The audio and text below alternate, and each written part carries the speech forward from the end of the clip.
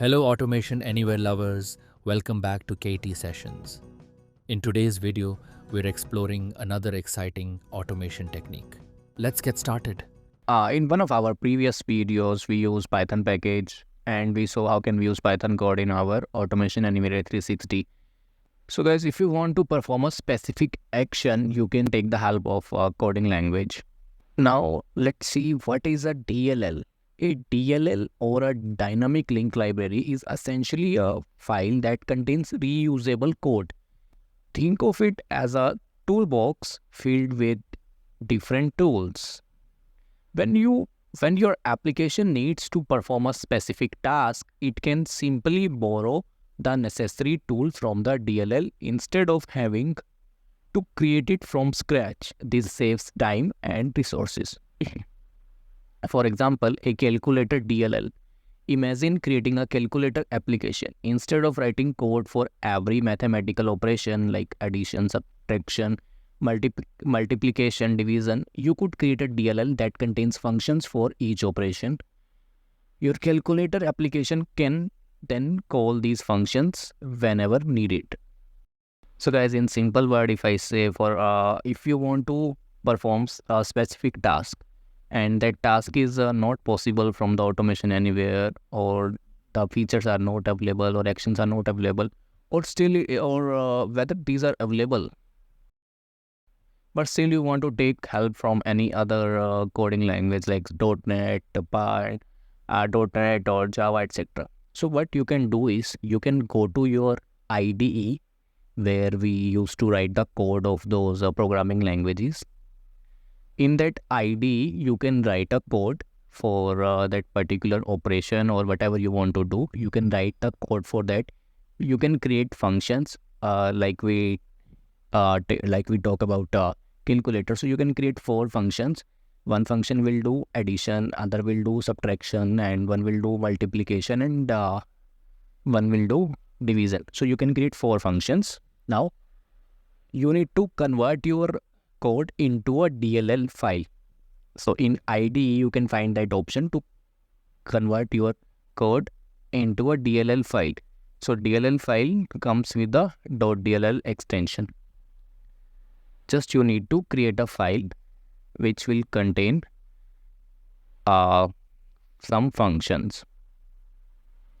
If you need a custom DLL, you will need to write the code using a programming language like C#. And if you are using a pre-built DLL, make sure it is compatible with Automation Anywhere A360. Now, so for example, let me show you one DLL file. So I have this DLL file, sample DLL file.dll. And guys, we can't edit this file, or we can't open it in our system.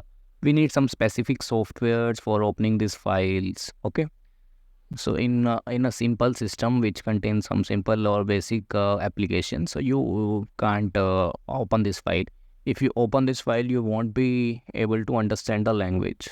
This is how it looks like if you open it in Notepad. So let me go to the control room, and first of all, what I will do is I will create a folder for DLLs. I'm creating a folder and I will upload all the DLL files in this folder, and this is the DLL file which I'm going to use. Now I will go to the taskboards and I will create one taskboard for DLL. And when we go to action palette and when we search for DLL, we can see this package DLL, and it contains 3 actions: open, close, and run function. It is quite similar to the scripts packages like JavaScript, VB script package we have. We open the script, we run the function, and we close the script. We need to choose the file. So this is available in control room. I will go to control room, and in DLL files, we can find this. Okay. And we will create a session default and run function, and you can see DLL session. Enter the namespace, enter the class name, enter the name of the function to be executed. All these things we need, but we can't open these DLL files. Like we open that DLL file, and here you can see get DLL details.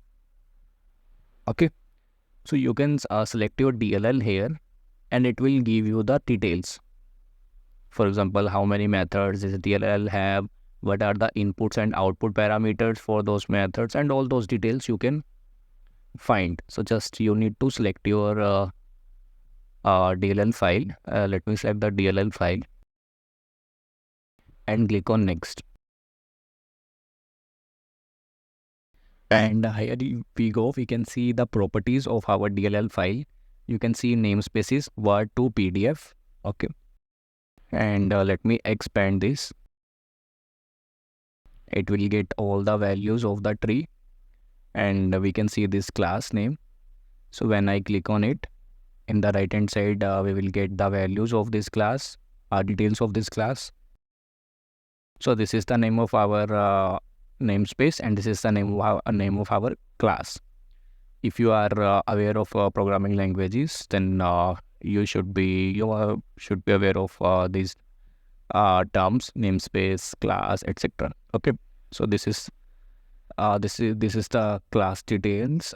You can see the method details here, method name. So we have total 5 methods, return type, and the method parameters. So return types are the outputs which method will return, and the method parameters are the inputs which method will accept.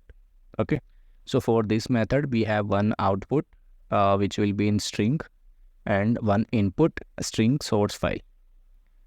And for next one we have one input, one output, and for this one we have only one output.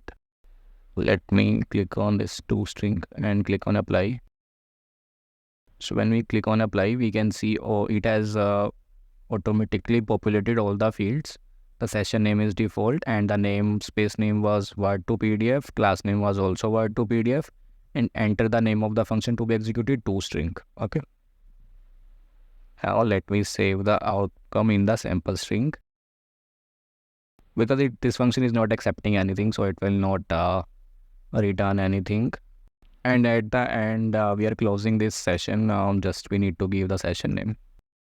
Let me use a message box also to print that sample string, and let me run the bot. And here we go. We are getting this text in the sample string. So this is the method. This is the outcome from the method itself. So we don't know what this toString is doing. So this is how we can use the DLL file in our Automation Anywhere A360. We can explore the functions of that DLL. If we are not aware of the functions or the method, you can get the details of the DLL, and then you can use those method in your task bot, and you will get the required outputs or inputs from the DLL file. Or in upcoming videos we will explore some more functions of this DLL. So thank you guys for watching this video. Do let me know if you have any doubt in this DLL topic or any other topic. Thank you. That's a wrap for today's video. Thanks for joining me. Remember to explore our Automation Anywhere A360 and Blue Prism playlists for more in-depth tutorials and tips. Check out our blog for informative articles on RPA and automation best practices. Don't forget to follow us on social media to stay updated on the latest trends and connect with other automation enthusiasts. Join our WhatsApp channel for job updates related to RPA tools and MNC companies. And if you have any questions or need assistance, feel free to join our WhatsApp group and connect with experienced RPA professionals. See you in the next video.